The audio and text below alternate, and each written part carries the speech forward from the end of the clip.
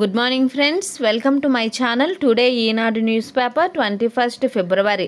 రాష్ట్రంలో పెట్రోల్ ధర ₹98.49కు చేరింది.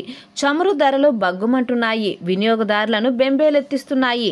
లీటర్ పెట్రోల్ ధర ₹98.49కు చేరింది. ఇదే రీతిన పెరిగితే మరో 4 రోజుల్లో రాష్ట్రంలో పెట్రోల్ ధర 100 దాటేయనుంది అని అంటున్నారు. ప్రపంచంలోనే అతిపెద్ద zoo Reliance industries limited chairman Mukesh Ambani గుజరాత్లో భారీ జంతు ప్రదర్శనశాలను ఏర్పాటు చేస్తున్నారు. 250 ఎకరాల పైనే ఉన్న విస్తీర్ణంలో ఉండే దీంట్లో అత్యధిక సంఖ్యలో జంతువులు సందడి చేయనున్నాయి అని అంటున్నారు. స్తంభాన్ని ఢీకొన్న విమానం. దోహా నుంచి 64 మంది ప్రయాణికులతో గన్నవరం విమానాశ్రయానికి వచ్చిన ఎయిర్ ఇండియా విమానానికి ప్రమాదం తప్పింది. విమానం కుడిరెక్క రన్వే పక్కనున్న విద్యుత్ ఫ్లడ్ లైట్ల స్తంభానికి బలంగా తగిలింది అంటున్నారు. జీవితానికి ఆత్మ అమ్మ భాషే అంటున్న ఉపరాష్ట్రపతి ఎం వెంకయ్యనాయుడు. అమ్మ భాష అంతరించిపోకుండా కాపాడుకోవాల్సిన బాధ్యత ప్రతి ఒక్కరిపై ఉందని ఉపరాష్ట్రపతి వెంకయ్యనాయుడు పేర్కొన్నారు. మన జీవితానికి ఆత్మ మాతృభాషేనని, దాన్ని ప్రేమిస్తూ ప్రోత్సహించాల్సిన అవసరం ఉంది అన్నారు. ఏటీఎంలో రేషన్ బియ్యం. ఏటీఎంల నుంచి డబ్బులు తీసుకుంటున్నట్లుగానే రేషన్ బియ్యం, గోధుమలను పొందేలా ఆటోమేటిక్ గ్రెయిన్ డిస్పెన్సింగ్ మిషన్లను కేంద్ర ప్రభుత్వం అందుబాటులోకి తెచ్చే ప్రయత్నం చేస్తుంది అని చెబుతున్నారు. పంచాయతీ తుదిపోరు నేడే. రాష్ట్రంలో తుదిదశ పంచాయతీ ఎన్నికలు ఆదివారం నిర్వహించనున్నారు. 2743 సర్పంచి, 22423 వార్డు సభ్యుల స్థానాలకు ఉదయం 6:30 పోలింగ్ ప్రారంభమవుతుంది.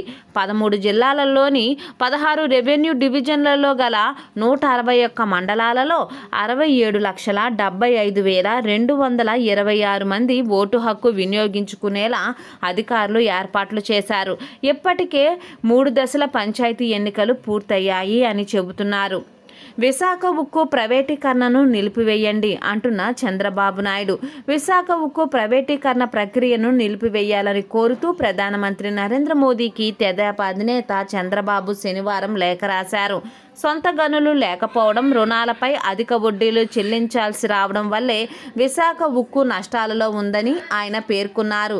కేంద్ర ప్రభుత్వం కానీ రాష్ట్ర ప్రభుత్వం కానీ సొంత గనులను కేటాయిస్తే పరిశ్రమ మళ్లీ లాభాల బాట పడుతుంది అన్నారు. కుల మతాలకు అతీతంగా తెలుగు ప్రజలంతా ఏకతాటిపై నిలిచి పోరాడి 32 మంది బలిదానంతో సాకారమైన విశాఖ ఉక్కు పరిశ్రమను ప్రైవేటు పరం చేయవద్దని వ్యక్తిగతంగాను రాష్ట్ర ప్రజల తరపున విజ్ఞప్తి చేస్తున్నట్లు చంద్రబాబు పేర్కొన్నారు. మీ నేతృత్వంలోని కేంద్ర ప్రభుత్వం ఉక్కును వ్యూహాత్మక రంగంగా గుర్తించింది.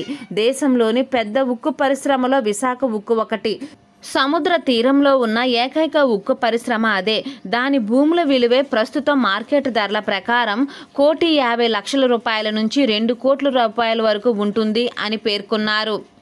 ప్రకృతిలోనికి ప్రయాణం. నగర జీవనంలో ఎదురయ్యే ఒత్తిడి, అలసట నుంచి బయటకొచ్చేందుకు విజయవాడ వాసులు వారాంతాలలో ప్రకృతిలోనికి ప్రయాణం చేస్తున్నారు. ఆదివారం తెల్లవారుజామునే 4 గంటల నుంచి కొండపల్లి అటవీ ప్రాంతం, కృష్ణా పరివాహక ప్రదేశాలు, పచ్చిక బయళ్ళు, ఇసుక తిన్నెల వద్దకు చేరుకొని ఆహ్లాదంగా గడుపుతున్నారు. Amaravati walkers and runners, Vijayawada adventures club లాంటి సంస్థల ఆధ్వర్యంలో ఈ కార్యక్రమాలను నిర్వహిస్తున్నారు. చిన్నారుల నుంచి ప్రభుత్వ, ప్రైవేటు ఉద్యోగులు, విద్యార్థులు పెద్ద సంఖ్యలో పాల్గొంటున్నారు. కొండపల్లి అటవీ ప్రాంతంలో వాకింగ్, ట్రెక్కింగ్ను విఏసీ లాంటి సంస్థలు నిర్వహిస్తున్నాయి. ఉదయాన్నే అందరూ కలిసి ఒక చోట కలుసుకొని అక్కడి నుంచి ప్రయాణం మొదలు పెడుతున్నారు. సెల్ ఫోన్ సిగ్నల్ కూడా లేని ప్రాంతంలోనికి వెళుతూ పక్షుల కిలకిల రావాలు, జలపాతాలలో సేద తీరుతున్నారు. కొంతమంది సాయంత్రం వరకు అక్కడే ఉండి వస్తున్నారు. అవసరమైన ఆహారం, నీరు తీసుకొని వెళ్తున్నారు. నది పరిరక్షణ, ప్లాస్టిక్ వ్యర్థాలను తొలగించడం వంటివి చేపడుతున్నారు. తాము నడిచి వెళ్లే దారిలో కనిపించే ప్లాస్టిక్ వ్యర్థాలను తొలగిస్తున్నారు. చిన్నారులకు సైతం అవగాహన పెంచుతున్నారు అని అంటున్నారు. సీఎం జిల్లాలలో 2 పంచాయతీలకు ఎన్నికలు లేవు అని అంటున్నారు. ముఖ్యమంత్రి జగన్మోహన్ రెడ్డి సొంత జిల్లా కడపలో 2 పంచాయతీలలో ఎన్నికలు జరగటం లేదు. టి వెలమవారిపల్లె, కె సుగమంచిపల్లె పంచాయతీలలో సర్పంచి, వార్డు సభ్యుల స్థానాలకు నామినేషన్లు లేనందున ఎన్నికలు నిర్వహించడం లేదని అధికారులు శనివారం ప్రకటించారు. గెలిపిస్తే ఫ్రీ అంటూ బాండ్ రాసి మరీ ఇస్తున్నారు. పంచాయతీ ఎన్నికలలో జనాన్ని తమ వైపుకు తిప్పుకోవడానికి అభ్యర్థులు రకరకాల ప్రయత్నాలు చేస్తున్నారు. కొందరు ఏకంగా హామీలతో కూడిన బాండ్ పేపర్లను ఇస్తున్నారు. తూర్పు గోదావరి జిల్లా రావులపాలెం మండలం ఓబలంక పంచాయతీకి ఆదివారం ఎన్నికలు జరగనున్నాయి. సర్పంచ్తో పాటు 7 వార్డులకు ఓ వర్గం వారు బరిలో నిలిచారు.